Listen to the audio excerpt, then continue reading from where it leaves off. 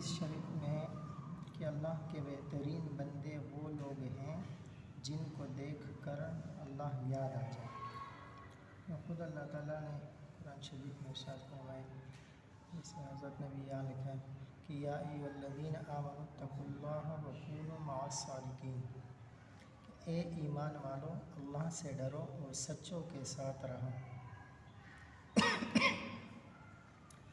مفسرین نے لکھا ہے کہ یہاں سچوں سے مراد مشائخ صوفیہ ہیں۔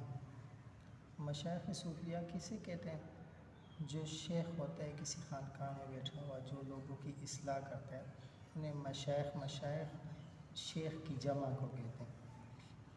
تو جو قرآن شریف کی آیت ہے یا ایھا الذین آمنوا اتقوا اللہ وکونوا مع الصادقین، یہ اللہ تعالیٰ نے امر دیا ہے نا، حکم دیا کہ اے ایمان والو تقوی اختیار کرو اور وکونوا مع الصادقین، اور سچوں کی صحبت اختیار کرو۔ تو جب کوئی شخص ان کی چوکھٹ کے خدام میں داخل ہو جاتا ہے تو ان کی تربیت اور قوت ولایت کی بدولت بڑے بڑے مراتب تک ترقی کر جاتا ہے۔ شیخ اکبر رحمۃ اللہ علیہ تحریر فرماتے ہیں کہ اگر تیرے کام دوسرے کی مرضی کے تابع نہیں ہوتے تو کبھی بھی اپنے نفس کی خواہشات سے انتقال نہیں کر سکتا، گو عمر بھر مجاہدے کرتا رہے۔ لہذا جب بھی تجھے کوئی ایسا شخص ملے جس کا احترام تیرے دل میں ہو، اس کی خدمت گزاری کر اور اس کے سامنے مردہ بن کر رہے کہ وہ تجھ میں جس طرح چاہے تصرف کرے اور تیری اپنی کوئی خواہش نہ رہے۔ اس کے حکم کی تعمیل میں جلدی کر اور جس چیز سے روکے اس سے احتراز کر۔ اگر پیشہ کرنے کا حکم کرے پیشہ کر، پیشے سے مراد کوئی کام کرنے کا حکم کرے تو کام کر، مگر اس کے حکم سے نہ کہ اپنی رائے سے۔ بیٹھ جانے کا حکم کرے تو بیٹھ جا۔ لہٰذا ضروری ہے کہ شیخ کامل کی تلاش میں سعی کر، سعی یعنی جدوجہد، کوشش کر، تاکہ تیری ذات کو اللہ سے ملا لے۔ جو مشائخ صوفیہ ہوتے ہیں، یہ جو آج کل خانقاہوں کے بارے میں اس پہ حضرت نے بھی لکھا ہے فضائل اعمال میں، فضائل ذکر میں، تو لوگ خانقاہوں کی اہمیت کو جو ہے نہیں سمجھتے، وہ کہتے ہیں کہ نہیں، خانقاہ کی کوئی حیثیت نہیں ہے، حالانکہ قرآن شریف میں اللہ تعالیٰ نے خود کہا ہے۔ اس پہ بعد آگے جا کے میں قرآن شریف کی آیت پڑھتا ہوں۔ کتنی دیر کرتا ہوں؟ 5 منٹ۔ اچھا، یہاں حضرت نے اس فضائل ذکر میں لکھا ہے کہ آج خانقاہوں کے بیٹھنے والوں پر ہر طرح الزام ہے، ہر طرف سے فقرے کسے جاتے ہیں۔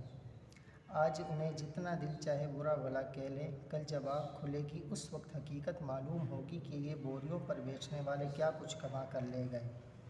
جب وہ ان ممبروں اور بالا خانوں پر ہوں گے اور یہ ہنسنے والے اور گالیاں دینے والے کیا کما کر لے گئے۔ پھر فارسی کا ایک شعر پڑھا ہے، اس کا مطلب یہ ہے کہ عنقریب جب غبار ہٹ جائے گا، مطلب یہ کہ جب دنیا ختم ہو جائے گی، عنقریب جب غبار ہٹ جائے گا تو معلوم ہوگا کہ گھوڑے پر سوار تھے یا گدھے پر۔ ان خانقاہوں کی اللہ کے یہاں کیا قدر ہے جن پر آج چاروں طرف سے گالیاں پڑتی ہیں، یہ ان احادیث سے معلوم ہوتا ہے جس میں ان کی فضیلت ذکر کی گئی۔ اور ٹائم تو تھوڑا ہے ورنہ میں اس پہ زیادہ بات کرتا ہوں۔ خانقاہوں سے مراد خانقاہ کس کو کہتے ہیں اور اس خانقاہ سے حاصل کیا ہوتا ہے؟ ایک مسجد ہے نا، یہاں ہم کیا کرتے ہیں؟ نماز پڑھتے ہیں۔ یہ نماز کا فریضہ سر انجام دینے کے لیے مسجد ہوتی ہے۔ خانقاہ جو ہے وہ تزکیہ نفس کے لیے ہوتی ہے۔ ایک جس طرح مدرسہ ہوتا ہے وہاں پہ پڑھنا پڑھانا ہوتا ہے، کوئی حفظ کر رہا ہے، کوئی تجوید سیکھ رہا ہے، کوئی درس نظامی کر رہا ہے، کوئی مفتی بن رہا ہے، کوئی عالم بن رہا ہے، کوئی قاری بن رہا ہے، کوئی حافظ بن رہا ہے، یہ مدرسوں کا کام ہے۔ مسجد میں آتے ہیں تو کس لیے؟ نماز پڑھنے کے لیے، ٹھیک ہے، ذکر اذکار کے لیے، اللہ تعالیٰ کی عبادت کے لیے۔ تو یہ خانقاہ جو ہے یہ بھی ایک ایسی ایک عبادت ہے، ایسا ایک فریضہ ہے۔ نبی صلی اللہ علیہ وسلم کے مقاصد میں سے، ان کے مقاصد میں ایک ہے وَيُزَكِّيهِمْ، یہ تزکیہ، اور یہ تزکیہ کتنی بڑی اہمیت کی چیز ہے کہ جس کے بارے میں اللہ تعالیٰ نے، اگر اللہ تعالیٰ کوئی بات کہہ دے کیا اس میں کوئی شک ہو سکتا ہے؟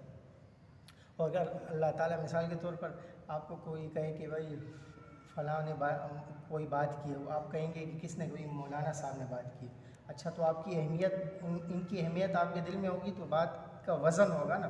پھر جب کوئی آپ کو کہے کہ انہوں نے قسم کھا کر بات کی ہے تو اس کی پھر اور اہمیت ہوگی۔ تو اللہ تعالیٰ نے 11 قسمیں کھانے کے بعد پھر یہ جو خانقاہوں سے حاصل ہونے والی چیز ہے اس کا بتایا ہے۔ والشمس وضحاها والقمر اذا تلاها والنهار اذا جلاها والليل اذا يغشاها والسماء وما بناها والارض وما طحاها ونفس وما سواها، 11 قسمیں کھائی۔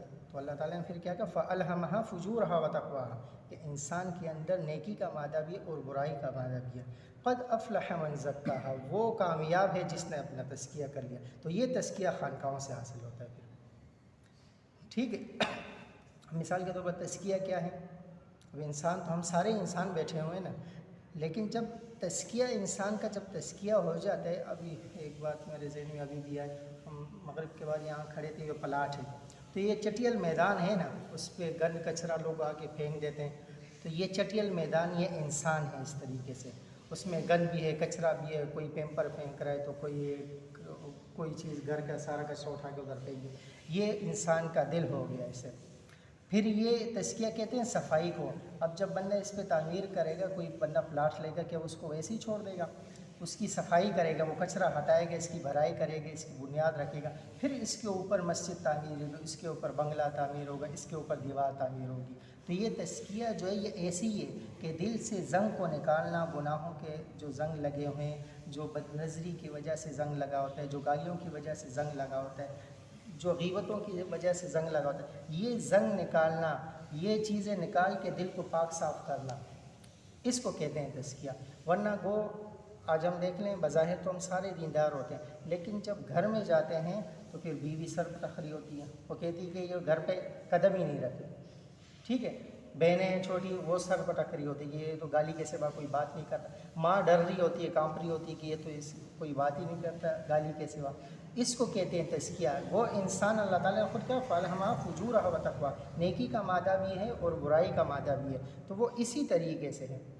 اب مسجد میں آ رہے ہوتے ہیں تو جب تزکیہ ہوگا، اصلاح ہوگی، تو مقتدی کی امام کے ساتھ بنی ہوگی، امام کی مقتدی کے ساتھ بنی ہوگی، اور جب اصلاح نہیں ہوئی ہوگی تو مسجد میں آ کے امام کے پیچھے مقتدی باتیں کرے گا، مقتدی امام کے پیچھے باتیں کرے گا، کوئی مؤذن کے پیچھے باتیں کرے گا۔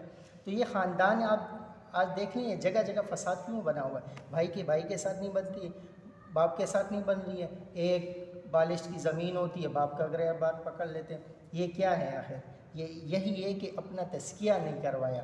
یہ تزکیہ یہ ہے، روح کو ہم ٹائم نہیں دیتے، جسم کو ٹائم دیتے نا، کبھی سیب بھی کھا رہے ہیں، ڈاکٹر نے کہا ہے بھائی وٹامن کی کمی ہے تو سیب کھا رہے ہیں، کوئی دوائیاں کھا رہے ہیں، کوئی ڈرپ لگوا رہے ہیں، تو جیسے جسم کی ضرورت ہوتی ہے ایسے ہی روح کو بھی ضرورت ہوتی ہے، اور وہ روح جو ہے اس کا ایک مرکز ہوتا ہے جسم کا۔ میں اکثر کہتا ہوں کہ یہ جو ہمارا جسم ہے نا، اس کا قبلہ کون سا ہے؟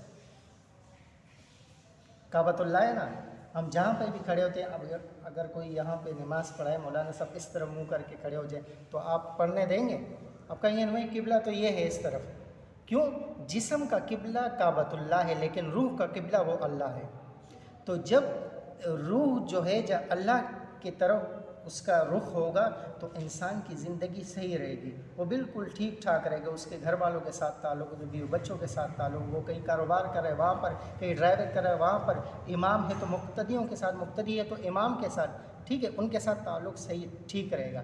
لیکن اگر رخ اس کا پھر گیا اللہ تعالیٰ سے، روح اس کی پھر گئی، اپنے قبلے سے ہٹ گیا، تو پھر یہ اس کی داڑھی بھی ہوگی، اس کے منہ سے گالی بھی نکل رہی ہوگی، اس کی ہاتھ میں تسبیح بھی ہوگی، جھوٹ بھی بول رہا ہوگا، حج بھی کر کے آیا ہوگا، حاجی صاحب بھی اپنے ساتھ لگایا ہوگا، ٹھیک ہے، لیکن جب دکان پہ بیٹھا آئے گا تو چائنا کی چیز کو جاپانی کر کے بیچے گا، لوگوں کو دھوکہ دے گا۔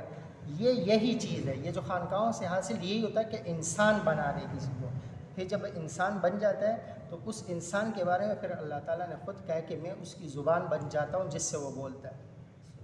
اب کتنی بڑی بات ہے، اللہ تعالیٰ نے کہا ہے کہ میں اس کی زبان بن جاتا ہوں جس سے وہ بولتا ہے، میں اس کے پیر بن جاتا ہوں جس سے وہ چلتا ہے، ایسے ہی ہے نا مولانا حدیث قدسی ہے، میں اس کے کان بن جاتا ہوں جس سے وہ سنتا ہے۔ یعنی اللہ تعالیٰ تو کہیں پر نہیں سمائے، لیکن ایک مومن کا دل ہوتا ہے، قلب ہوتا ہے، اس میں اللہ تعالیٰ سما جاتی ہے۔ تو یہ کب؟ جب ہم ان چیزوں سے بچیں گے پھر انسان کو جینے کا لطف حاصل ہوگا، لیکن اگر یہ نہیں ہوگا تو اللہ تعالیٰ نے خود کہا قرآن شریف میں وَمَنْ أَعْرَضَ عَنْ ذِكْرِي فَإِنَّ لَهُ مَعِيشَةً ضَنْكًا، کہ میں جو میری یاد سے اعراض کرے گا تو میں اس کی زندگی تلخ کر دوں گا. یہ تلخ کیا ہوگی؟ کروڑوں کی جائیدادیں ہوگی، سکون نہیں ہوگا اس کو.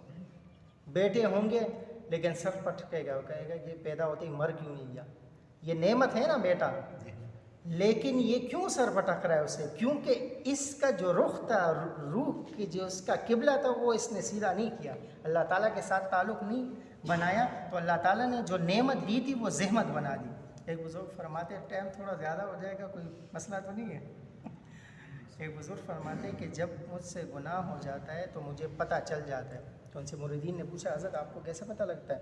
انہوں نے فرمایا کہ جب مجھ سے کوئی گناہ ہو جاتا ہے تو میری بیوی میری نافرمان ہو جاتی ہے، میرے بچے میرے نافرمان ہو جاتے ہیں، یہاں تک کہ میں جس گھوڑے پر سوار ہو کے سفر کرتا ہوں وہ گھوڑا بھی میرا نافرمان ہو جاتا ہے. ایسے ہی ہوتا ہے. پھر انسان کو جو نعمتیں ہوتی ہیں نا وہ بھی زحمت بن جاتی ہے اس کے لیے. نعمتوں سے صحیح لطف اندوز وہی ہوتا ہے جس کا خالق نعمت کے ساتھ تعلق ہوتا ہے، اور وہ اللہ تعالیٰ کے ساتھ. تو یہ اب بھائی مٹھائی تو بتا دی، آپ کہیں گے مٹھائی تو بتا دی، اس کو کھانے کا طریقہ بھی بتا دیں. ٹھیک ہے، اللہ تعالیٰ کا تعلق کی بات کر دی، اللہ تعالیٰ کی محبت کی بات کر دی. یہ حاصل کیسے ہوگا؟ خانقاہوں سے. خانقاہ کسی شیخ کو کہتے ہیں جو وہاں پر بیٹھا ہوتا ہے، کسی اللہ والے کے ساتھ تعلق کو کہتے ہیں بس. اللہ تعالیٰ عمل کی توفیق عطا فرمائے. الحمدللہ رب العالمین، والصلاۃ والسلام علی یا اول الاولین یا آخر الاخرین یا ذی القوة المتین یا رحیم المساکین یا رحم الراحمین یا رحیم الراحمین یا رحم الیک ربی فحببنی الیک ربی فحببنی. صلی اللہ تعالی علی خیر خلقہ سیدنا محمد وعلی آلہ وصحبہ آمین برحمتک.